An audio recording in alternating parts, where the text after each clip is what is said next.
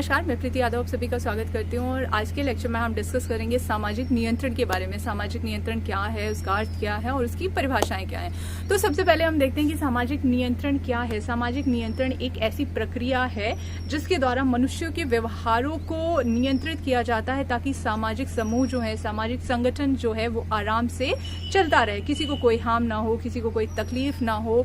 तो इसी को बोलते हैं कि यही है हमारा सामाजिक नियंत्रण। तो कुछ 2-4 लाइनें मैंने लिखी हैं, उसको हम देख लेते हैं कि क्या है सामाजिक नियंत्रण। तो सामाजिक संगठन प्रभावी ढंग से कायम नहीं रह सकता है जब तक कि व्यक्ति विहित आचरण के अनुसार ना रहे। सामाजिक संगठन जो है वो आराम से नहीं रह सकता है, वो कायम नहीं रह सकता है, उसका अस्तित्व जो है वो खतरे में आ जाएगा यदि व्यक्ति विहित ढंग से आचरण ना करे। और इसी को जो कंट्रोल करता है उसी को हम बोलते हैं सामाजिक नियंत्रण। समाज की प्रगति एवं विकास के लिए आवश्यक है कि व्यक्तियों के व्यवहारों को नियंत्रित किया जाए। समाज के विकास और उन्नति के लिए आवश्यक है कि व्यक्तियों के व्यवहार को नियंत्रित किया जाए। समाजशास्त्री इसी नियंत्रण को सामाजिक नियंत्रण कहते हैं। इसी के द्वारा जो नियंत्रण होता है, जो शक्तियां उसको नियंत्रित करते हैं, उसी को हम सामाजिक नियंत्रण बोलते हैं। समाज सामाजिक नियंत्रण के लिए कुछ साधनों का प्रयोग करता है। तो समाज जिन साधनों का प्रयोग करता है सामाजिक नियंत्रण के लिए, उन्हीं साधनों को हम बोलते हैं सामाजिक नियंत्रण के साधन। और सामाजिक नियंत्रण के 2 प्रकार के साधन होते हैं। आपका एक होता है औपचारिक साधन, दूसरा होता है अनौपचारिक साधन। तो औपचारिक और अनौपचारिक साधनों के बारे में हम नेक्स्ट लेक्चर में देखेंगे। आज के लेक्चर में हम यही डिस्कस करेंगे कि परिभाषा क्या है, उसकी अर्थ क्या है और उसका महत्व क्या है। तो अब आगे हम देखते हैं इसकी कुछ परिभाषाएं। हम सबसे पहले देखेंगे रॉस की डेफिनेशन। रॉस ने क्या बोला है। ऑलमोस्ट डेफिनेशन में ये बताने की कोशिश की गई है कि सामाजिक नियंत्रण जिस रीति से होता है उसी को सामाजिक नियंत्रण बोलते हैं। जिन साधनों का प्रयोग हम सामाजिक नियंत्रण को करने के लिए करते हैं उसी को हम सामाजिक नियंत्रण बोलते हैं। तो रॉस ने क्या बोला है।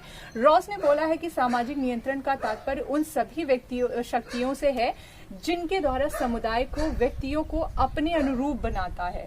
मतलब इन्होंने बोला है कि हम उन शक्तियों की बात करते हैं सामाजिक नियंत्रण के अंतर्गत जो मनुष्यों को समाज के अनुरूप चलाने के लिए फोर्स करते हैं, सामाजिक नियंत्रण करने के लिए फोर्स करते हैं कि व्यक्तियों को, समुदाय को फोर्स किया जाता है कि आपको विहित ढंग से विहित ढंग से व्यवहार करना है। तो उन्हीं शक्तियों को हम बोलते हैं कि वो सामाजिक नियंत्रण है।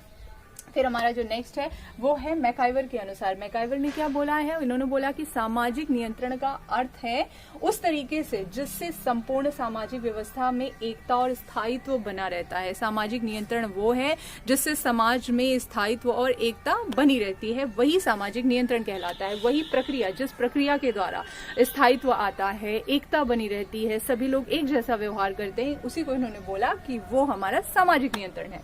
और जो हमारी नेक्स्ट डेफिनेशन है वो है मैनहेम के अनुसार। मैनहेम ने क्या बोला है। इन्होंने बोला सामाजिक नियंत्रण उन पद्धतियों का जोड़ है। सामाजिक नियंत्रण क्या है। सामाजिक नियंत्रण उन पद्धतियों का जोड़ है जिसके द्वारा समाज मानव व्यवहार को व्यवस्थित ढंग से बनाए रखने के लिए प्रेरित करता है। मानव व्यवहार को प्रेरित करता है कि आप एक जैसा व्यवहार कीजिए, सभी लोग सभी रीति रिवाजों का पालन कीजिए, अपने व्यवहार को नियंत्रित कीजिए, समुदाय के अनुसार अपने व्यवहार को बनाए रखिए ताकि किसी को कोई प्रॉब्लम ना हो, किसी को कोई कष्ट ना हो, एकता बनी रहे, एकरूपता बनी रहे, स्थायित्व बना रहे। तो क्या है। सामाजिक नियंत्रण उन पद्धतियों का जोड़ है जिसके द्वारा समाज मानव व्यवहार को व्यवस्थित ढंग से बनाए रखने के लिए प्रेरित करता है। तो ये हमारे डेफिनेशन और सारी डेफिनेशन में ये बताने की कोशिश की गई कि सामाजिक नियंत्रण एक तरह से एक शक्ति है या कोई दबाव है या कोई प्रक्रिया है जिसके माध्यम से सामाजिक नियंत्रण किया जाता है। तो पद्धति है या शक्ति है या दबाव है जिससे सामाजिक नियंत्रण होता है। फिर हमारा है कि सामाजिक नियंत्रण का उद्देश्य क्या होता है। सामाजिक नियंत्रण के उद्देश्य क्या है, महत्व क्या है, क्यों इतना सामाजिक नियंत्रण पे फोर्स किया जाता है कि सामाजिक नियंत्रण सबके लिए जरूरी है। हम जानते हैं कि जब तक हम किसी चीज को नियंत्रित नहीं करते हैं तो वो हमारे कंट्रोल से अगर बाहर हो जाती तो फिर हम उसको कंट्रोल नहीं कर सकते, वो हमारे हिसाब से नहीं चल सकती, वो हमारे लिए यूजफुल नहीं हो सकती अगर हम किसी चीज को कंट्रोल नहीं करते हैं। तो जितनी भी चीजें होती हैं उसको नियंत्रित करने की आवश्यकता होती है कि नियंत्रित करने का एक माध्यम जरूर होना चाहिए जिससे वो हमारे अनुरूप चले और हमारे लिए कारगर रहे और हमारे लिए उपयोगी रहे। तो इन्होंने बोला कि सामाजिक नियंत्रण के लिए सामाजिक नियंत्रण जो है वो क्यों महत्वपूर्ण है। सामाजिक नियंत्रण महत्वपूर्ण है सामाजिक संगठन की स्थिरता को बनाए रखने के लिए। अगर समाज में स्थिरता बनाए रखनी है, समाज के जो इतने सारे संगठन हैं, सामाजिक संगठन जो है उसमें एक रूपता बनाए रखनी है, उसको लॉन्ग लास्टिंग बनाना है, हजारों वर्षों सालों तक वो चलता रहे और उसका अस्तित्व बना रहे, तो उसके लिए सामाजिक नियंत्रण बहुत ही महत्वपूर्ण साधन है। फिर हमारा जो नेक्स्ट पॉइंट है वो है परंपराओं की रक्षा। हम जानते हैं कि अगर किसी पे नियंत्रण ना रखा जाए, हमें परिवार से, हमें अपने आसपास से ये चीजें ना बताई जाएं कि क्या करना है, हमें क्या नहीं करना है, कौन से रीति रिवाजों को फॉलो करना है, कौन से रीति रिवाजों को फॉलो हमें नहीं करना है, तो हमारे बहुत सारे ऐसे रीति रिवाज हैं जो पीछे ही रह जाते, जिन्हें हम आज ना जान रहे होते, लोग भूल गए होते। तो उसकी स्थिरता को बनाए रखने के लिए, परंपराओं की रक्षा करने के लिए भी सामाजिक नियंत्रण बहुत ही महत्वपूर्ण है।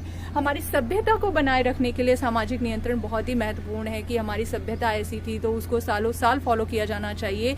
भारतवर्ष की जो सभ्यता है, उसके जो रीति रिवाज हैं, जो परंपराएं हैं, अपने आप में अखंड हैं। तो ऐसी परंपराएं, ऐसे रीति रिवाज किसी भी देश के पास नहीं है, तो वो सालों साल चलते रहें, उसके लिए भी सामाजिक नियंत्रण बहुत जरूरी है। नेक्स्ट पॉइंट है समूहों में एकता बनाए रखने के लिए। समूहों में एकता बनी रहनी चाहिए, समाज में एकता बनी रहनी चाहिए। तो वो एकता बनी रहे, वो उसका एकमात्र साधन जो है वो है सामाजिक नियंत्रण।